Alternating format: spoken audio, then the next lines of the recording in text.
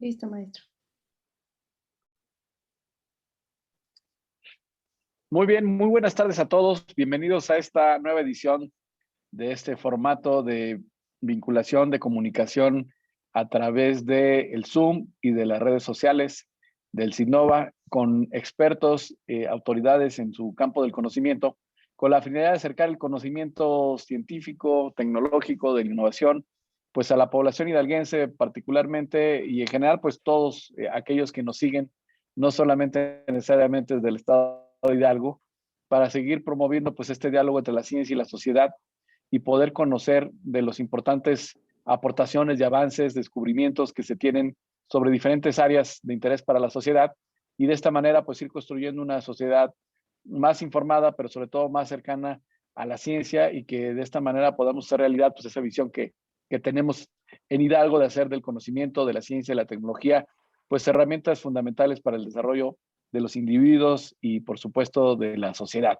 Y en este sentido, pues tenemos el día de hoy un invitado de lujo, la verdad, el doctor Edilberto Peña de León, quien muchos de ustedes seguramente ya lo conocen en primera instancia, pues porque es una personalidad en el ámbito de su conocimiento, que es la salud mental, la psiquiatría, pero también porque ya ha tenido oportunidad de estar aquí con nosotros en diversas ocasiones, tanto de manera presencial, cuando todavía no lo permitían las condiciones, como de manera virtual en este tramo, esperando que también pronto en los próximos meses, conforme se vayan regularizando las actividades, pues también podamos tenerlo de nueva cuenta de visita por aquí, pero en este espacio, pues aprovechando la tecnología, que podamos escuchar de nueva cuenta al doctor, en esta ocasión con un tema que creo que es fundamental para todos, ¿no? En virtud de que es un proceso, pues que está de alguna manera inherente al proceso de vida de las personas, de su propio desarrollo y envejecimiento en su etapa final, que tiene que ver justamente con lo que es la demencia y el deterioro cognitivo. Sobre todo para un entendimiento mayor, porque muchas veces es un fenómeno que está presente, que muchas veces sabemos que es una realidad y parte de nuestra naturaleza, pero no hay un entendimiento preciso de qué es este proceso, de cuáles son sus clasificaciones, sus tipos y la manera en que puede tratarse y pueden abordarse pues, para mejorar la calidad de vida de las personas y de quienes lo rodean. Y creo que el doctor Edilberto, pues al ser una autoridad en la materia, pues nos va a poder, con esa habilidad que tiene también para trasladar conocimientos más especializados, más técnicos, en un lenguaje un poquito más llano que podamos entender todos, no solamente los que están practicando esa disciplina. Por lo cual, pues le doy yo de nueva cuenta una cordial bienvenida a la distancia, a Hidalgo, a través de la tecnología, al doctor Edilberto Peña. Me voy a permitir brevemente leer una reseña de su currículum, de su trayectoria, para posteriormente pues ya poder cederle la voz y que comience con su plática. El doctor Edilberto Peña de León pues es el director del CISNE México, además es el presidente de la Sociedad Mexicana de Neuromodulación, es el coordinador de la sección de médicos de comunicación de la APM, miembro del Consejo de Salud de la Asociación de Internet de México, director del Consejo Médico de la Fundación Mexicana para la Fibromialgia, el secretario regional para México, Centroamérica y el Caribe de la Asociación Psiquiátrica Latinoamericana, la PAL, en el bienio 2020 al 2022. Además, es autor de artículos de investigación y libros nacionales e internacionales. Además de, como muchos de ustedes lo sabrán, colaborador en diversos medios de comunicación digitales y escritos. Pues como siempre, un placer, doctor, tenerte aquí, darte la más cordial bienvenida, cederte ya el uso de los micrófonos de la sesión. Le pedimos a nuestra audiencia, como siempre, que los comentarios que tengan, pues nos los puedan hacer en el área de comentarios de quienes están siguiendo obviamente la plataforma Zoom, en el espacio que está destinado para ellos, quienes nos siguen en redes sociales, pues también en el espacio de comentarios, para que si al final de la sesión, pues podamos hacerse los llegar al doctor y podamos generar pues un diálogo un poquito más interactivo antes de concluir por completo esta sesión. Así que, doctor, pues estamos transmitiendo en vivo a través de Facebook y, por supuesto, a través del Zoom. Bienvenido y pues adelante. Muchas gracias. No, maestro, muchas gracias por la presentación. Para mí es, como siempre, un honor y un placer estar colaborando con Sidnova desde lo presencial y ahora en lo virtual y regresaremos en lo presencial. Me voy a permitir compartirles pantalla de la presentación que tenemos para el día de hoy, que tiene que ver con los síndromes demenciales.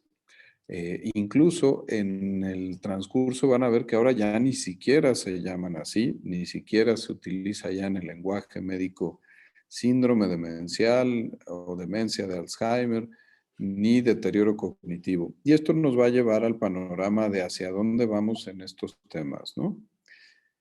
Lo primero que hay que decir es que vamos a ver y vamos a tener familiares y probablemente nosotros nos enfrentemos a la enfermedad de Alzheimer y a las demencias. El principal factor de riesgo para tenerlo es tener más edad.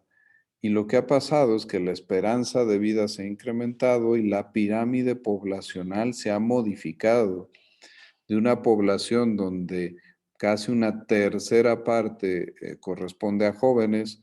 Para el 2050 esa tercera parte va a pertenecer a adultos mayores.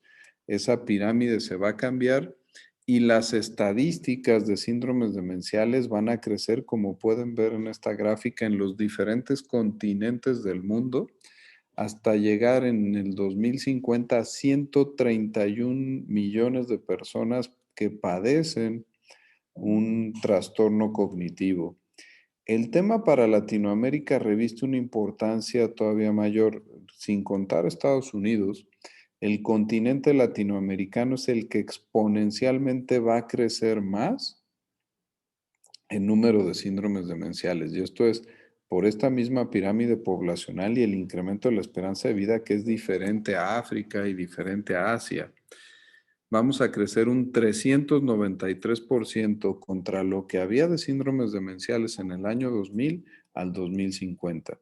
Hay cifras de México, la encuesta nacional de salud y nutrición de 2014 ya nos dijo que hay 860,000 personas en el país con demencia. Esto quiere decir que el 8% de la población puede o va a tener en algún momento de su vida un trastorno demencial y la incidencia quiere ponerse estadísticamente en 27.3 personas por cada 1,000 habitantes. Y esto va a ir creciendo como lo pueden ver en la curva.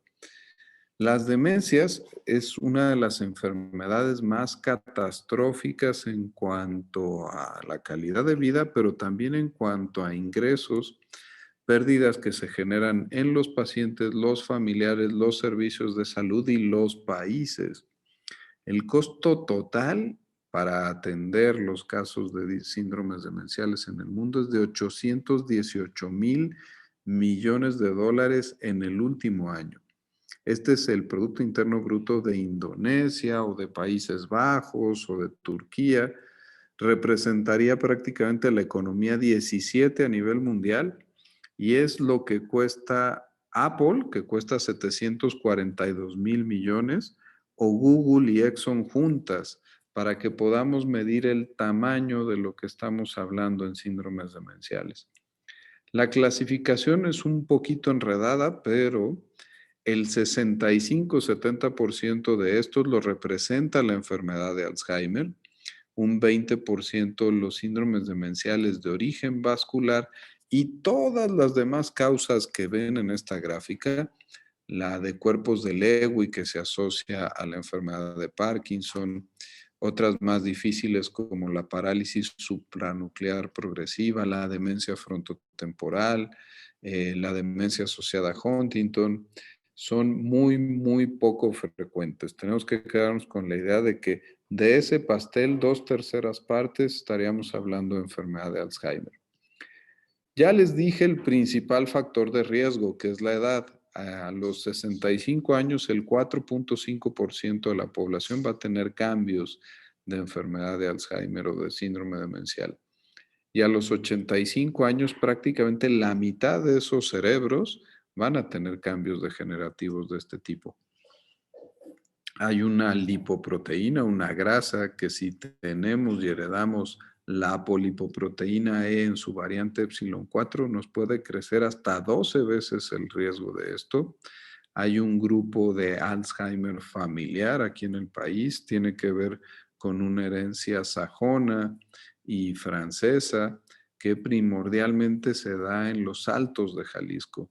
La historia familiar para ver este tipo de casos, el antecedente de yo ya contar con una falla exclusiva en la memoria, no en otras áreas, que ese es el deterioro cognitivo leve. Si mis vasos sanguíneos están más afectados en todo el cuerpo, los del cerebro lo van a estar y eso va a dañar a mis neuronas. Tener un mejor nivel educativo hace que mi cerebro sea un músculo que está ejercitado y que tiene menos probabilidades de un síndrome demencial. Y un cerebro íntegro que no tenga traumatismos cráneoencefálicos es un cerebro más sano. Un cerebro inflamado, un cerebro oxidado, va a lastimar las comunicaciones en las neuronas y eso me va a dar alteración en la generación de proteínas, en las conexiones neuronales que son las sinapsis y en el funcionamiento de cada neurona. La mitocondria es el área de producción de energía de todas las células y de las neuronas. Estos cambios en los síndromes demenciales van a hacer que tengamos muerte neuronal. Cuando queremos saber de las causas de los síndromes demenciales, les vamos a poner los ejemplos de las que lo generan. Las dos principales es el acúmulo de una proteína normal que tenemos en el cerebro, que es la beta amiloide, pero que con la edad se produce, se corta y se forma de manera anormal y se hace más pegajosa alrededor de los vasos sanguíneos que están en las zonas importantes para la memoria. Entonces, acúmulos de proteína beta-amiloide y la hiperfosforilación, que se peguen más fósforos de lo normal a la proteína tau, que es una proteína que le da estructura, que une microtúbulos adentro de la neurona, y si se hiperfosforila, se truena y ya no le puede dar estructura y forma una cosa que se llaman marañas neurofibrilares. Les comentaba yo, tenemos una proteína precursora de beta amiloide que se va cortando y se va cortando a 40 aminoácidos por unas secretasas. Con la edad las secretasas son más malas para hacer su trabajo y cortan de 42 aminoácidos. Y esa proteína de 42 aminoácidos es la que es tóxica, se va a pegar y nos va a hacer daño. Y la proteína tau va a lastimar la estabilidad de los microtúbulos y va a generar estas neuronas que ya no son útiles y que se hacen un nudito que se llama ovillo o maraña neurofibrilar. Estas mismas disfunciones van a hacer que la mitocondria, ese frijolito tan bonito con un laberinto adentro que vemos aquí en la diapositiva, tenga más entrada de calcio, más entrada de glutamato, que es el principal neurotransmisor excitatorio y citotóxico de las neuronas, y eso haga que funcione mal, que se mueran las mitocondrias, que no se produzca energía y que se muera la célula, en este caso la neurona. ¿Cómo se van presentando los síndromes demenciales? Me encanta esta diapositiva porque los familiares vienen a consulta y se quejan pues de que se le olvidan los recados, de que se le olvida la información reciente, pero seguro no tiene un síndrome demencial, doctor, porque debería de ver cómo se acuerda de su infancia, de cuando era chiquito, de cuando iba a la escuela, de cuando se casó. Sí, porque ese tipo de memorias están en otros sitios del cerebro que no se ven afectados al principio con los síndromes demenciales. El inicio empieza con alteraciones en la memoria de lo que me está pasando, de la memoria episódica y de lo que necesito para elaborar mi vida. La memoria RAM de la computadora, la de rápido acceso, o esta memoria que ven aquí de trabajo, que es la información que voy pescando, que no la anoto, que no la paso a fuentes o profundidades más severas en cuanto a mi cerebro y mi memoria y que tengo que rescatar en un par de minutos o en una hora cuando es el momento de usarla. Después de eso vienen problemas para el habla, para ejecutar las tareas. El 82% de las personas que están comenzando con un deterioro cognitivo van a tener apatía, que una queja es que estos pacientes a veces nos los traen por probabilidad de depresión, cambios en la personalidad y luego ya empiezan con confusiones, irritabilidad y cuadros de agitación. La evolución tradicional no es abrupta, esa pasa en los síndromes demenciales vasculares. Si yo tengo una historia de hipertensión, diabetes, infartos en el corazón, por ahí algún conato de una embolia, cuando tenga yo pequeños infartos cerebrales en áreas que tienen que ver con la memoria, voy a tener un deterioro súbito en cuanto a mi funcionamiento intelectual. En el Alzheimer, en la demencia de tipo Alzheimer, el inicio es muy chiquito y la evolución muy progresiva y paso a pasito, con estas fallas en memoria, el deterioro en mis funciones, alteraciones en el lenguaje y malas ejecuciones, para luego modificar mi manera de ser, de interpretar el mundo. El 30% de las personas se deprimen y en etapas ya de moderadas a tardía no pueden deglutir, no pueden moverse, ya no son independientes, ya son frágiles, que es el término que se utiliza en geriatría para estos pacientes. Y las causas de muerte son generalmente infecciones, deshidratación, desnutrición o algunas complicaciones traumáticas. Esta tabla está medio complicadita, pero está bien bonita a la hora que lo entendemos. Si se fijan en el eje inferior, en el eje de las X, tenemos la presentación de una enfermedad de Alzheimer previa a los síntomas, con poquitos síntomas y ya en la fase de demencia. Pero lo que pueden ver es que la línea azul fuerte y la línea verde, la proteína beta amiloide en el cerebro, se acumula desde antes, desde que yo no tengo síntomas. Esa información les voy a pedir que la recuerden porque seguramente muchos de ustedes hace un mes o mes y cachito recibieron en su celular alguna información acerca de que se aprobó una vacuna para Alzheimer en Estados Unidos, el aducanumab, que lo platicaremos ahorita, pero se aplica a pacientes y personas en esas etapas presintomáticas. Luego ven el PET o ven la resonancia magnética, que es la línea amarilla o la rosa, como en la presintomática no veo ningún cambio. En el inicio de los síntomas empiezo a ver algunos y ya muy claros en la demencia. Y las pruebas con una neuropsicóloga se empiezan a afectar cuando ya tengo formalmente un síndrome demencial. Ojo, casi 8 años después de que empezaron los cambios químicos en mi cerebro y ya la funcionalidad, pues casi al mismo tiempo. Esta gráfica, les digo, me sirve mucho para explicar el futuro en los tratamientos, porque el futuro no está centrado en cómo compensar las fallas o cómo regresar a alteraciones degenerativas que son imposibles de regresar, sino detectar correctamente a los casos susceptibles y darles el tratamiento adecuado. Esta es la clasificación como quedó en el Manual Estadístico de Enfermedades de Psiquiatría, el DSM-5, en su última actualización que fue en el 2013. Y ya no se llaman demencias, les adelantaba yo al principio de la charla. Se llaman trastornos neurocognitivos. El trastorno neurocognitivo mayor es cuando tengo alteración en la memoria y en dos funciones más de las que vimos: atención, concentración, análisis, juicio, ejecución.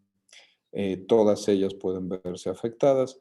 Y el trastorno neurocognitivo mayor es en lo que se transformó el deterioro cognitivo leve, que es cuando tengo afectada una sola área, que es la memoria, y todas las demás están rescatadas. ¿Por qué es importante hacer esta diferenciación? Porque del deterioro cognitivo leve, una etapa que se puede detectar 55, 60 años, solamente un 33% se van a transformar en síndromes demenciales. El otro 66% vamos a lograr que se reviertan algunas cosas o que se mantengan ahí. Y eso es verdaderamente un incremento en calidad de vida de las personas. El resto de la clasificación es una traducción de lo que vimos en las primeras diapositivas de tipos de enfermedad de Alzheimer. El deterioro cognitivo leve que acabamos de definir prácticamente lo vamos a tener en el 15%, ojo aquí a la extrema derecha, en el 15% de todos los mayores de 65 años.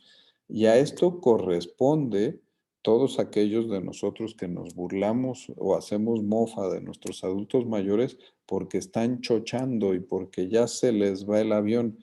Eso no es normal y eso es un factor para tempranamente llevar a revisar a mis familiares, porque en esas etapas es cuando vamos a poder utilizar grandes opciones farmacológicas que están empezando a salir, como esta opción que les platiqué de hace un mes. Hay pruebitas muy fáciles que hacemos en el consultorio para saber quién es alguien que tiene una alteración tan significativa en la memoria que requiere más exámenes. Una de ellas es el examen mínimo del estado mental, que nos toma 10 minutos. Aquí les puse un ejemplito, mide orientación, fijación de la memoria, atención, cálculo, memoria a tantito tiempo, 1 minuto, 3 minutos, lenguaje y memoria motriz, o algunas pruebas más bonitas, un poquito más modernas, como la escala de medición de función cognitiva de Montreal, el MoCA, junto con otros estudios de rutina, porque fíjense, la mala absorción de vitamina B12 puede quitar la mielina que recubre a las neuronas en las zonas de la memoria y producirme un síndrome demencial reversible. El tener sífilis, que cada vez se presenta un poquito más, pensamos que ya nos la habíamos quitado de encima, por ahí está. El VIH, el hipotiroidismo puede dar alteraciones que se confunden con los síndromes demenciales y entonces hay que hacer también tomografía, imagen del cerebro y algunos otros estudios de que el resto del organismo esté sano, porque si el organismo no está sano, muchas veces se afecta mi funcionamiento intelectual. Tenemos estudios, y aquí está la listita, de neuroimagen para los pacientes. Hay que decir que el diagnóstico de los síndromes demenciales, de los trastornos neurocognitivos, es esencialmente clínico. Hay que ver a su doctor y él sabrá qué estudios hay que hacer.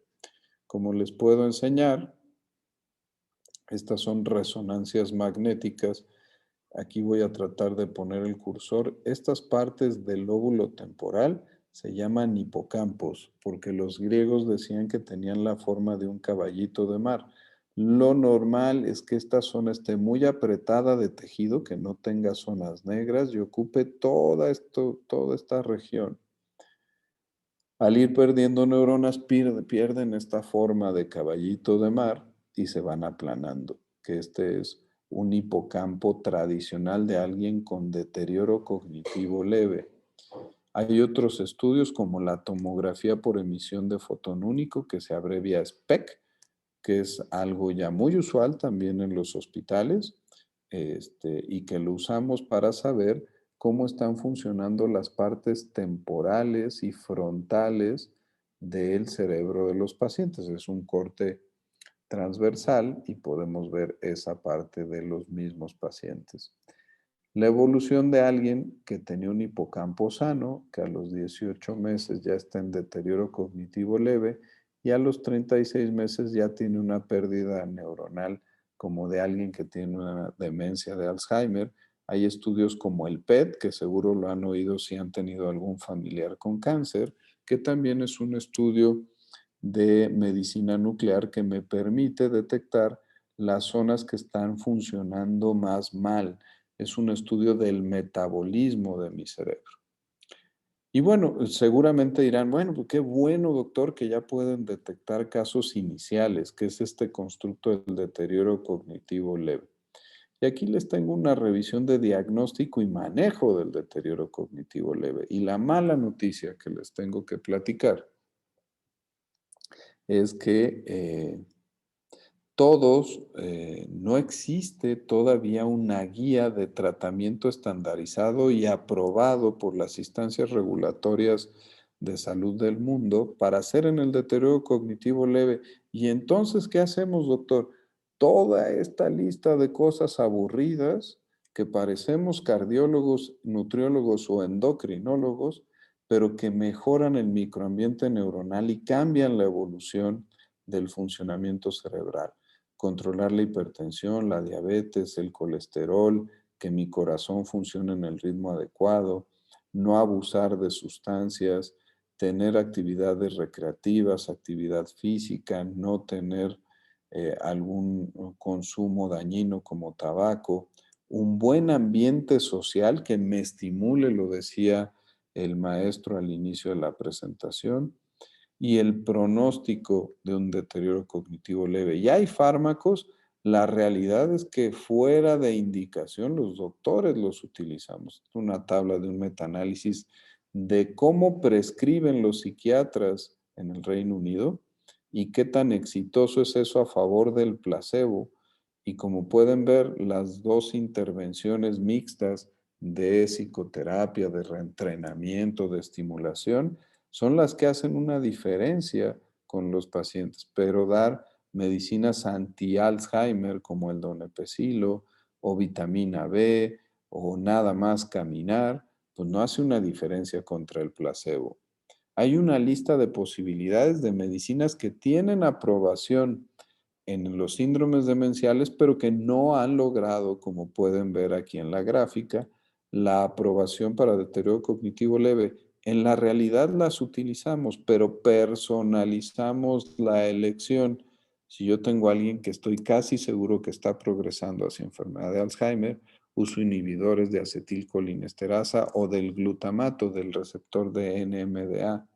Si yo tengo a alguien que estoy seguro que se está quedando en deterioro cognitivo leve y quiero mejorar su funcionalidad, uso nootrópicos.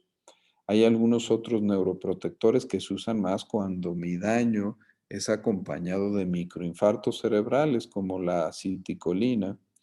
Uso algunos vasodilatadores si mi problema vascular es muy latoso o algunos antioxidantes con buen éxito como el ginkgo biloba o la vitamina E en dosis altas. Si medimos cómo son las prescripciones de los neurólogos, pues resulta ser, fíjense el final de la tabla, el 78% receta ejercicio en el deterioro cognitivo leve y ejercicio mental. Por eso, perdón, aplicaciones como Lumosity, como PIC, funcionan muy bien para dar rehabilitación cognitiva a este grupo de pacientes y el 25% o menos prescriben medicamentos. El tratamiento como tal, si vamos detectando problemas en mi memoria, tiene que ser este que están viendo aquí. Buenas relaciones sociales, buen entretenimiento, controlar mis factores vasculares, una dieta de tipo mediterránea, 3, 4 veces a la semana de actividad física y estimulación cognitiva. Si se quieren echar un clavado a los factores de riesgo, no para que se depriman, sino para que vean qué pueden evitar, está este reporte en el Lancet de 2020 de cómo podemos prevenir. Si yo tengo menos de 45 años estudiando, mejoro mi microambiente neuronal, si mejoro mi escolaridad. Si estoy entre 45 y 65, conectarme bien con el mundo, ver bien, oír bien, evitar tener eventos traumáticos cerebrales, andar en moto no es una gran idea, controlar la hipertensión, el consumo de alcohol y mi índice de masa corporal. Y si ya tengo más de 65 años, definitivamente no debo de fumar. La depresión incrementa 3 veces el riesgo de una enfermedad de Alzheimer. Debo estar bien conectado socialmente, físicamente e incluso lo más alejado de contaminantes. Este pastelote que están viendo aquí representa todas las moléculas que están en investigación en el área de las demencias. ¿Por qué hay tantos fármacos en investigación? Porque les enseñaba yo al principio que el crecimiento de esta enfermedad va a ser enorme. Prácticamente nadie nos vamos a salvar de tener a alguien cerquitita de nosotros que tenga un síndrome demencial. Y esto obliga a la industria farmacéutica a hacer gran investigación al respecto. Ya en los síndromes demenciales, ya no en deterioro cognitivo leve, ojo, otra vez clasificaciones nuevas, trastorno neurocognitivo menor, Ahora vamos a hablar de tratamiento de trastorno neurocognitivo mayor.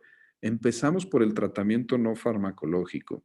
Explicarlo bien, hablarlo con el paciente, tomar medidas, empezar a hacer temas de notario, de sucesiones legales, firmas, bancos, eh, buen manejo familiar, designar cuidadores, si van a ser pagados, si van a ser personas de la familia que se van a capacitar y que todos nos eduquemos en herramientas que incluso ahora hay en línea. Les recomiendo las que están en la Federación de Alzheimer México o en la página del Instituto Nacional Ramón de la Fuente de Psiquiatría. Y luego nos vamos a los tratamientos farmacológicos. Los principales ya aprobados son los inhibidores de acetilcolinesterasa y los DNMDA.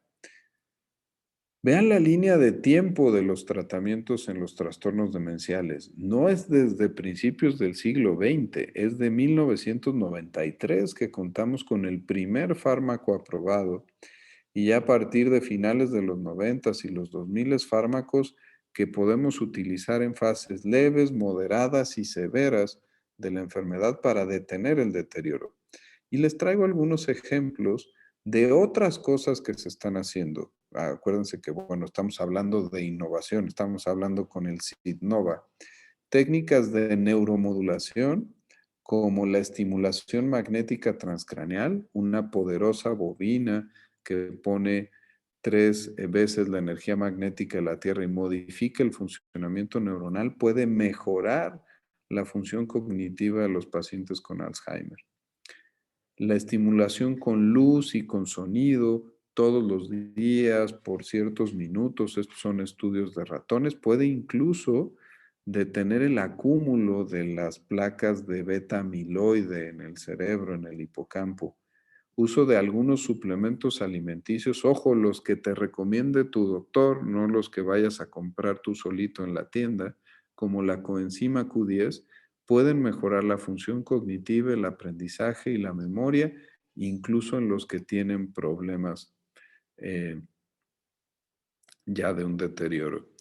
Y de algunos otros estudios en ratones, fíjense, este súper interesante del 2019, donde el té verde, un ejemplo de antiinflamatorio, de moléculas que se meten con la cascada de la inflamación, modifica la evolución de ratones que están lesionados para producir más beta amiloide.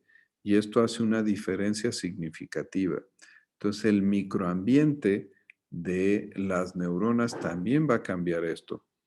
¿Dónde están los tratamientos y en la investigación? El 60% en medicamentos que van a cambiar el desarrollo de la enfermedad, un 28% en los que me mejoran los síntomas conductuales y un 14% en los que mejoran los síntomas intelectuales. Les decía que seguro por ahí les apareció en sus buscadores la noticia de que ya la FDA había aprobado una vacuna contra Alzheimer y yo ya no aguantaba a los pacientes y a los familiares ahí en redes sociales, ¿no? Este fue el aducanumab, que después de una historia tortuosa se esperaba su aprobación en marzo de 2021, otra de las cosas que retrasó la pandemia, pasó ya hasta abril, mayo del 2021, pero que justo su aplicación es un anticuerpo contra la proteína beta amiloide. Necesito tener poquita, no mucha, y tengo poquita en las fases presintomáticas que veíamos en esa gráfica tan bonita de las fases de los síndromes demenciales. Ahí es donde se va a poder aplicar. Entonces, ¿quiénes son los candidatos? Los que todavía no tienen detectada la enfermedad.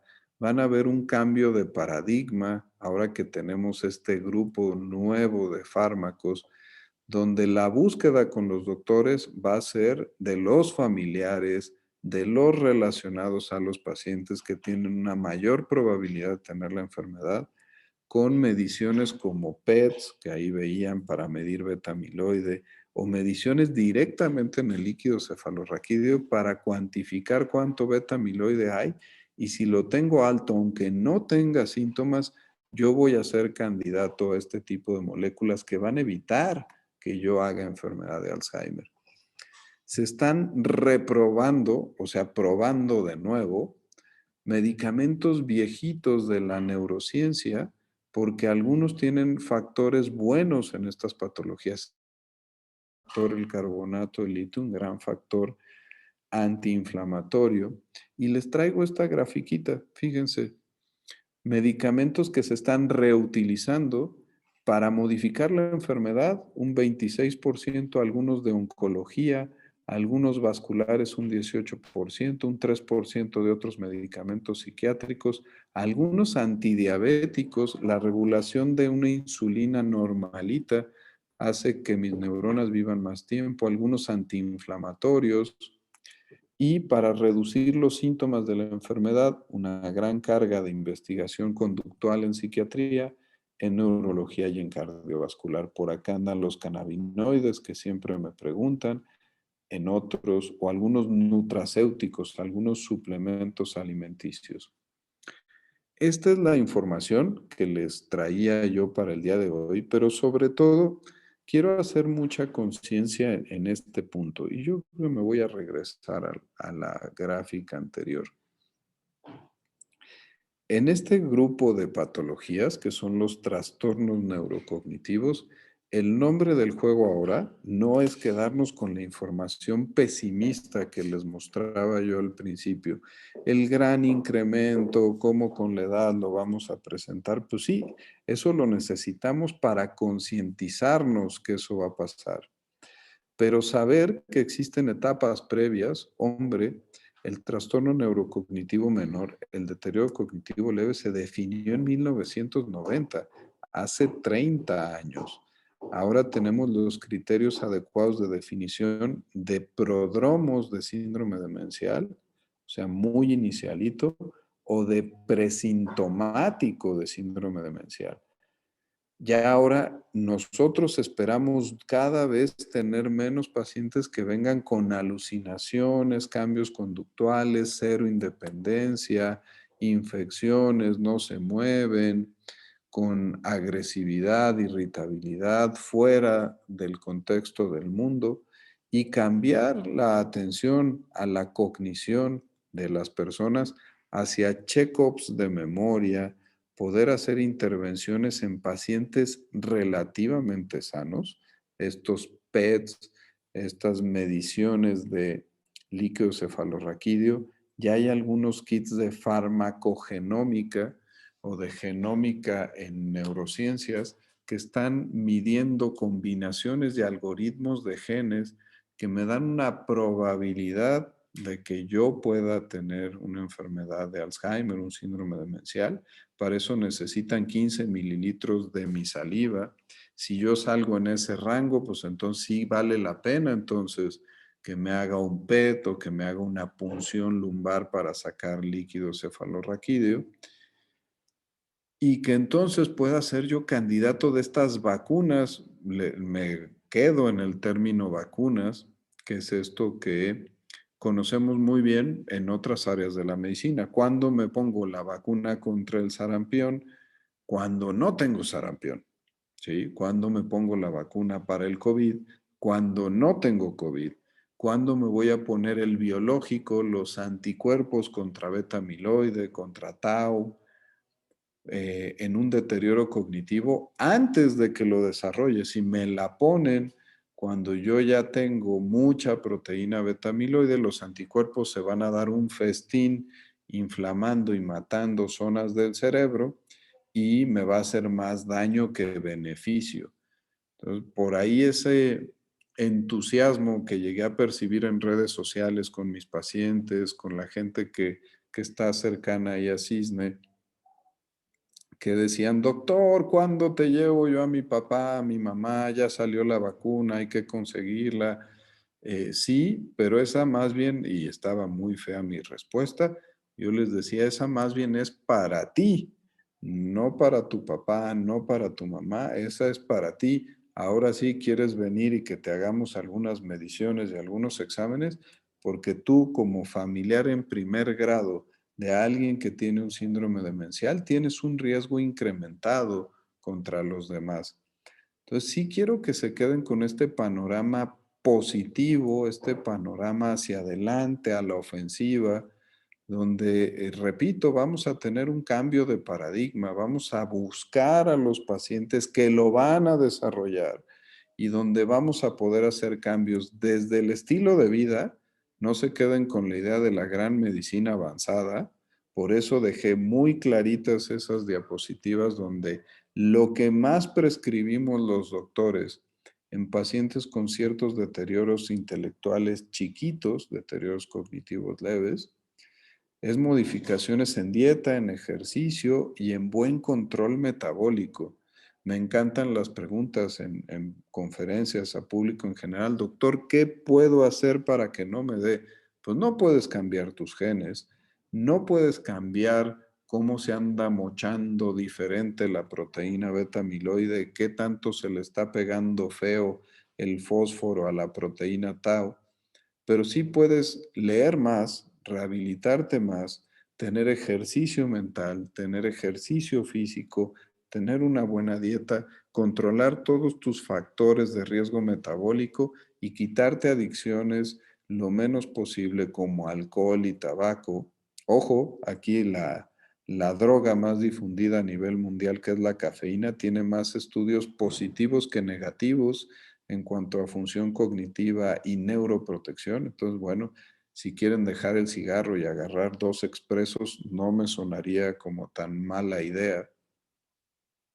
Y ya teniendo estas detecciones tempranas, estos tratamientos prioritarios, vamos a tener todavía mejores medicamentos para que mi funcionamiento intelectual se vea potencializado y no se noten mis alteraciones y tenga un buen control de mantenimiento y que conductualmente me encuentre yo bien. Estos son mis medios de contacto en Cisne, el Twitter personal, que es Edilberto Pena, _Pena.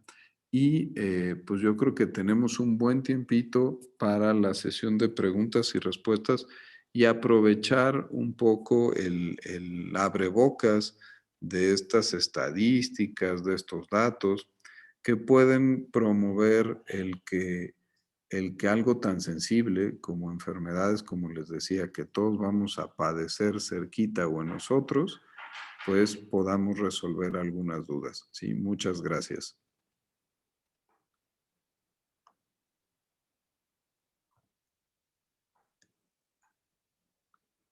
Al contrario, doctor, a usted muchísimas gracias por esta magnífica ponencia. Precisamente vamos a esperar a que nuestro público pues pueda poner algún comentario, alguna pregunta, ya sea en la caja de comentarios de las redes sociales o aquí en la caja de preguntas y respuestas de la sesión de Zoom. De igual manera, les recordamos que esta plática quedará grabada y se publicará en el canal de YouTube de Signova Hidalgo para que se suscriban por ahí a Signova Hidalgo y si les quedó alguna duda o quieren volverla a ver las veces que ustedes lo deseen, ahí va a estar.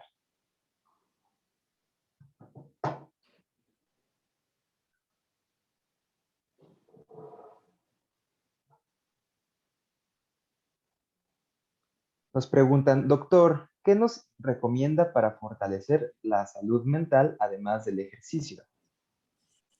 Sí, y creo que por ahí mencionamos tantito.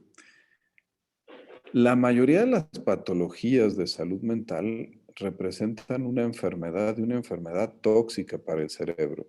Y aquí me voy a ir unos pasitos para atrás. Yo estoy deprimido, pero bueno, estoy deprimido poquito y voy a dejar que evolucione la depresión y ahí la voy a tener. Al cabo, yo creo que con el tiempo y un poquito de ganas se me va a quitar.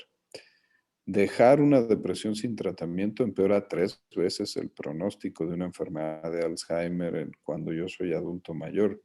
Tener un trastorno cognitivo, un trastorno obsesivo compulsivo, también si no le doy el tratamiento adecuado me incrementa. Los trastornos de ansiedad pasa un poquito lo mismo. Algo tan banal como el sueño, el dormir yo por más de, bueno, el promedio mensual, menos de 5 horas, me incrementa 6 veces la probabilidad de tener una enfermedad de Alzheimer cuando sea yo un adulto mayor. Sí, duermo mal, voy a aumentar 0,20 mi índice de masa corporal, y la obesidad, ustedes vieron, es uno de los factores de riesgo. Y les recomiendo mucho ese artículo de Lancet de 2020 del análisis del envejecimiento. Y me gustaría dejarles un poco ese mensaje, el hecho de que tenemos que promover, hay un amigo mío, psicogeriatra, que usa una palabra que a mí me ha costado trabajo implementar, que es el viejismo, implementar el viejismo saludable, ¿no?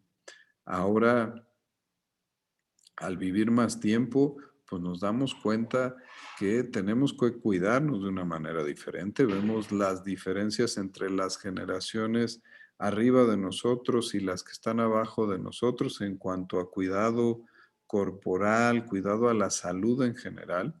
Y este mensaje un poco más específico a la pregunta que nos hicieron es que mientras mejor cuiden toda su salud física o todo su complejo de salud, van a tener un mejor órgano cerebral y un órgano más sano para que no produzca enfermedades como las neurodegenerativas, donde están los síndromes demenciales.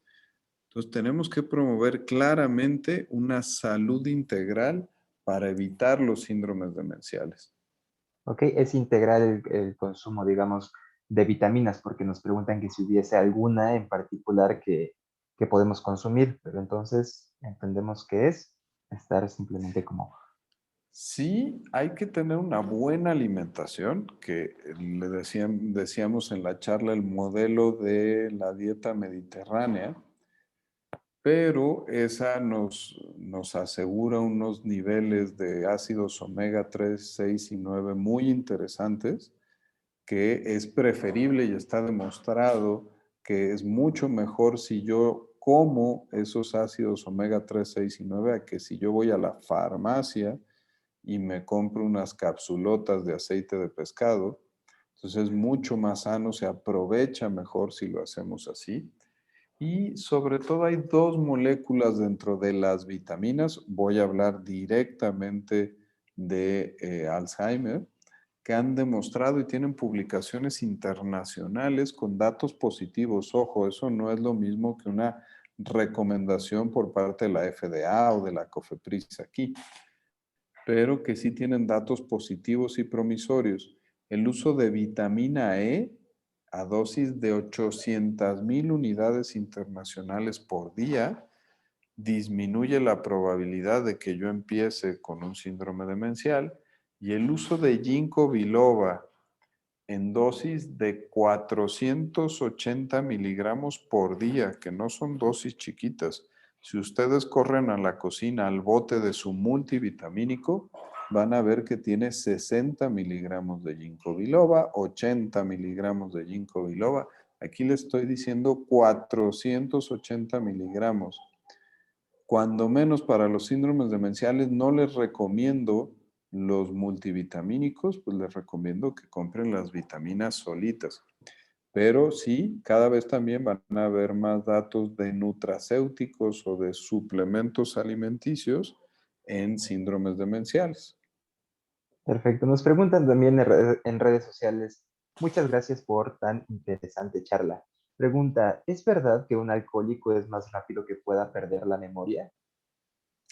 Sí, porque en el tema de la adicción al alcohol, algo que pasa frecuentemente es uno, que dejan de comer, y la alimentación y sobre todo la aportación de ciertos nutrientes se ve muy afectada, y también el hecho de que se aplanan las vellosidades intestinales de estas personas, y eso hace que no absorban varios del complejo de la vitamina B, y esos son importantes para formar la mielina que recubre a las neuronas.